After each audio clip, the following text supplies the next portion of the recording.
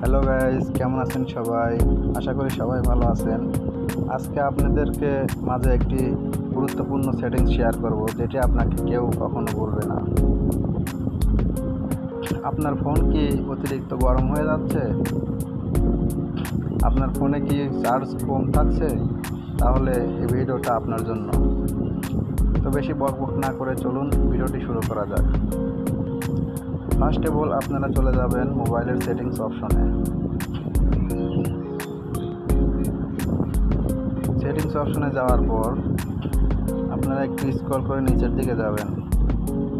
নিচের দিকে যাওয়ার পর অ্যাপ ম্যানেজমেন্ট এই সেটিংসে চলে যাবেন।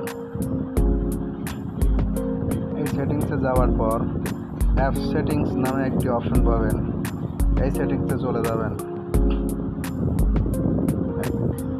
অ্যাপ সেটিংসে যাওয়ার পর এখানে দেখুন আপনার ফোনে যতগুলো অ্যাপস আছে সবগুলো এখানে শো করবে। তো আপনাদের কাজটা হলো প্রত্যেকটা অ্যাপসের মধ্যে ঢুকবেন। এই ফার্স্ট অফ অল আমি এই অ্যান্ড্রয়েড অ্যাক্সেসিবিলিটি সুইচ এই অ্যাপসের মধ্যে ঢুকে দেখাচ্ছি।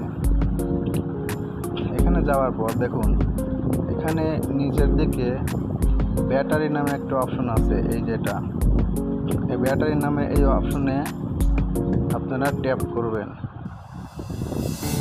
তারপরে এখানে দেখবেন ব্যাকগ্রাউন্ড রেস্ট্রিকশন উপরে একটা অপশন আছে,